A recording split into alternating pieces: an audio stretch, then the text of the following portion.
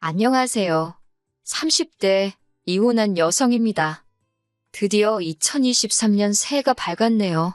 정초부터 이미 다 끝난 이야기를 끄집어내는 게 딱히 좋을 건 없겠지만 지금이라도 누군가에게 후련히 제가 겪은 일을 털어놓고 싶어요. 솔직히 친구들한테는 얼굴 팔려서 말도 못하겠고요. 그래서 이렇게 익명의 힘을 빌려봅니다. 남편과는 후배의 소개를 통해서 만나게 되었습니다. 그 후배가 원래 자기 주변 사람들 엮어주는 걸로 좀 유명하다고 해야 할까요? 아무튼 그 후배가 하루는 연락을 해와서는 자기 아는 선배 중에 저랑 정말 잘 어울릴 것 같은 사람이 있다며 뜬금없이 저에게 소개팅을 해주고 싶다고 하더라고요. 사실 제가 원래 소개팅을 좋아하는 사람은 아닌데 그 무렵에 주변에서 연애 안 하냐, 시집 안 갈 거냐 그런 소리를 너무 듣고 있어서 스트레스가 이만저만이 아니었거든요. 그래서 겸사겸사 남편과 소개팅을 하게 되었지요. 남편에 대한 첫인상은 사람이 순해 보인다는 거였어요. 웃는 모습이 서글서글하니 사람 좋아 보인다는 게 이런 거구나 싶대요. 이후로도 남편과는 몇 차례 더 만났는데 그때마다 시간 가는 줄 모르고 즐거운 한때를 보냈어요. 그렇다 보니 금세 연인 사이가 되었고 나아가 부부의 연을 맺게 되기까지 그다지 오랜 시간이 걸리지 않았습니다. 하지만 결혼식을 올리고 얼마 지나지 않았을 때였어요. 하루는 아버님께서 저희에게 할 이야기가 있으시다며 저녁 약속을 잡자고 하시더라고요. 평소에 미리미리 계획을 세우신다던가 그런 성격이 아니셨기에 좀 의아하단 생각은 들었지만 알겠다 했네요. 그리고 당일날이 되어서야 저와 남편 둘 다 깜짝 놀랄 상황을 맞닥뜨리고 말았습니다. 아버님 옆자리에 꽤 젊어 보이는 여자분이 앉아 계셨거든요. 어디서 본 것 같다 싶어서 계속 기억을 더듬어 보니 저희 결혼식에 오셔서 계속 아버님 곁에 머무시던 분이셨어요. 그때도 어렴풋이 아버님한테 여자친구라도 있으신가 보다 생각은 했지만 이후로 별 이야기가 없었기에 저도 굳이 얘기를 꺼낸 적은 없었지요. 그런데 그분이 아버님과 함께 나와 계셨으니 직감적으로 오늘 저녁 식사가 그냥 저녁 식사가 아니구나 싶더라고요. 그리고 떨떠름한 표정으로 맞은편에 앉은 저희를 보고 아니나 다를까 아버님이 먼저 그 여사님을 소개해 주셨습니다. 당신이 5년째 만나고 있는 분이라면서요. 그리고는 뒤이어 말씀하시기를 거진 20년 가까운 세월을 당신 혼자서 아들을 키웠고 장가까지 보냈지 않냐. 그러면서 이제는 당신도 새로운 인생을 살고 싶다 하시대요. 간단하게 정리하자면 호적은 그냥 두고 지금 여사님하고 살림만 합쳐서 살고 싶다고요. 요란하게 모식을 올리고 그러자는 것도 아니고 그냥 평생 한 집에서 서로 의지하며 살고 싶은 것뿐이라면서요. 이렇게까지 말씀하시는데 안 된다는 자식이 어디 있겠어요. 저나 남편 모두 이제라도 아버님께서 짝을 찾으셨으니 다행이다 생각하고 그러시라 했습니다. 그리고 한 달 뒤 제가 두 분을 초대해 다시 저녁 식사 자리를 만들었습니다. 앞으로 잘 사시란 인사도 드리고 작은 선물도 해드렸어요. 제가 비록 당장의 여사님에게 어머님이라 부를 자신은 없었지만 그래도 아버님의 며느리로서 이 정도 축하 인사는 드리고 싶어서 누가 시키지 않았어도 만든 자리였습니다. 여사님과 아버님도 고맙다 하시고 나쁘지 않은 분위기였어요. 그리고 며칠 뒤 여사님이 저에게 연락을 해오셨습니다. 문자로 저에게 며느님이라고 부르며 축하해줘서 고맙다. 앞으로 서로 할 도리는 하면서 잘 살았으면 좋겠다. 그런 내용이었지요. 하지만 몇 번을 읽어도 왠지 이게 무슨 소리인가? 할도리라니? 나한테 며느리 돌이라도 하라는 소린가? 솔직히 찝찝하고 불편한 기분이 들더라고요. 그래도 괜히 서로 불편한 상황이라도 생길까 우려스러운 마음에 저 혼자 그렇게 생각만 했지 남편이나 아버님한테 따로 뭐 이야기하고 그러진 않았어요. 하지만 시간이 지날수록 여사님이 어머님 노릇을 하려 든다는 느낌을 지우기 어려웠습니다. 제가 처음 이건 아닌데 그런 생각을 했던 건 여사님과 아버님이 살림을 합친 지 한 달 좀 안 됐을 시기였어요.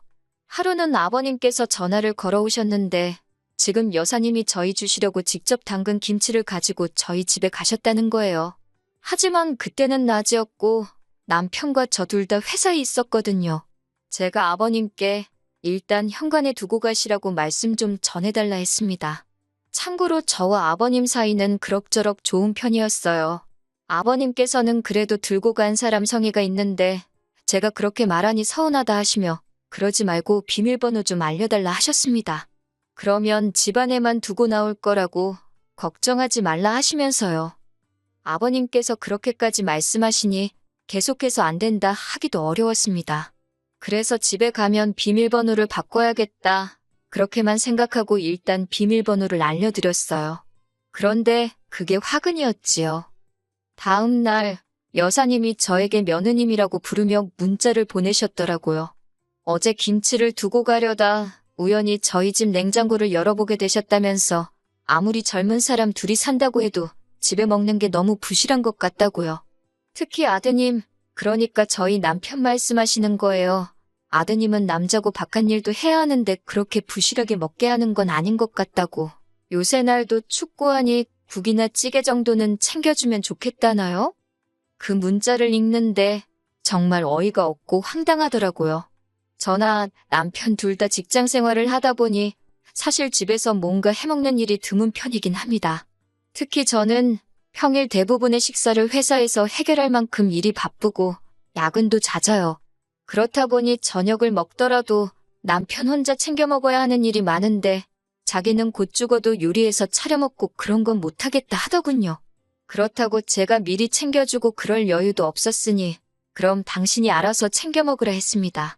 막말로 제가 남편이 벌어다주는 생활비를 타 쓰는 것도 아니고 남편이 3살 난 어린아이도 아니니 그 정도는 알아서 할 수 있겠다 싶었으니까요. 그리고 실제로 이러한 생활 방식에 저도 남편도 아무런 불만이 없었습니다. 여사님으로부터 문자를 받고 밥 받아칠까 하다가 그래도 처음이고 하니 저희가 맞벌이고 남편과도 다 이야기가 된 부분이라고 예의 바르게 하지만 확실히 알아들으시게끔 답장을 보내드렸습니다. 하지만 이후로도 계속 일주일에 한두 번꼴로 며느님으로 시작하는 문자는 멈추지를 않았어요. 내용은 대부분이 어떤 영양제가 좋다더라. 아드님 좀 챙겨줘라. 저번에 보니 아드님 입고 있던 옷이 낡았더라. 옷 좀 사줘라. 전부 다 남편한테 이렇게 해줘라 저렇게 해줘라. 그런 식의 내용들이었네요. 그렇게 한 6개월쯤 지났을까요? 견디다 못한 제가 남편에게 여사님이 사사건건 별의별 걸 다 간섭하셔서 지친다. 너무 피곤하다고 털어놓았습니다. 그러자 남편은 오히려 여사님이 당신이랑 친해지고 싶어서 그런 것 같다며 제가 먼저 살갑게 어머님 하고 연락도 드리고 그래보라더군요. 어이가 없어서 결국 남편도 별 도움이 안 된다 싶어서 이후로는 남편에게 여사님에 대한 이야기는 아예 꺼내지도 않았어요. 그때그때 상황에 맞춰 제가 능글능글하게 넘기기도 하고 앞에선 알겠다 하고 뒤에선 그냥 제 멋대로 하고 그런 식으로 버텨냈다고 할까요? 하지만 그런 여사님과 제 사이는 결국 틀어지고 말았습니다. 상황의 결정적인 시작은 바로 여사님의 임신이었어요. 아버님과 여사님이 살림을 합친 지 1년이 채 되지 않아서 벌어진 일이었네요. 솔직히 여사님은 40대 중반이었지만 아버님은 거의 60을 바라보고 계셨기에 임신이라던가 그런 걱정은 하지 않았었거든요. 그런데 이건 뭐 울어야 할지 웃어야 할지 솔직히 남사스럽다는 생각도 들고 머릿속이 복잡하더군요. 하지만 여사님의 임신 자체가 문제가 아니었습니다. 문제는 임신 이후로 달라진 여사님의 태도에 있었지요. 태어날 아이의 출생신고도 그렇고 여러 가지의 편의를 위하여 아버님은 여사님과 혼인신고를 하셨습니다. 솔직히 혼인신고 자체도 저나 남편에게는 부담스러운 일이었어요. 그런데 더 부담스럽고 불편했던 건 여사님이 어머님이라 불리기를 원하셨다는 거예요. 당신은 어머님으로 그리고 앞으로 태어날 아이는 아가씨든 도련님이든 맞는 호칭으로 불러달라 하시대요. 제가 이상한 건지 남편을 낳아주신 분도 키워주신 분도 아닌데 어머님 소리라니 가당치도 않다고 느꼈고 그것도 부족해서 아가씨는 뭐고 도련님은 뭔지 여러 가지로 껄끄럽고 그렇더라고요.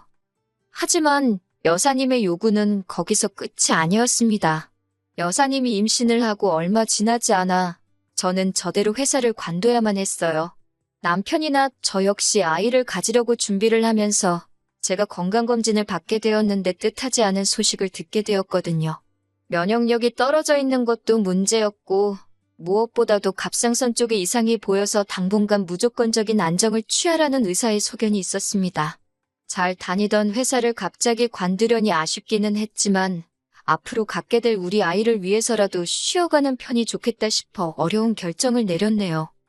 그런데 제가 직장을 관뒀다는 소식을 들은 여사님과 아버님께서 뜬금없이 학가를 요구해 오셨습니다. 말이 좋아 학까지 같이 살면서 여사님 뒤치다꺼리를 해달라는 속셈이셨지요. 저는 무조건 싫다고 못한다 했습니다. 그랬더니 여사님이 한다는 소리가 자기가 진짜 시어머니였어도 이렇게 나왔겠냐면서 이게 다 제가 당신을 무시해서 그렇다는 거예요. 제가 억지 쓰지 마시라고 제 건강도 안 좋아서 다니던 회사도 관둔 마당에 제가 지금 무슨 정신으로 여사님 임신수발을 들겠냐 따지니 급기야 아버님까지 동원해서 저를 천하의 나쁜 액수로 만드시더군요. 아버님께서도 저더러 하시는 말씀이 당신이 여사님과 결혼하면서 별달리 해준 것도 없고 저희 눈치 보느라 금연사포 한 번도 못 씌워줬다면서 자기 입장을 봐서라도 이번 한 번만 제가 여사님 좀 챙겨드리면 안 되겠냐입니다. 아버님이 못해주신 걸 왜 저더러 해주라 하시냐. 저하고 여사님은 솔직히 생판남남이다. 부담스럽다. 저도 도망가지 않고 제 입장을 밝히며 맞섰습니다.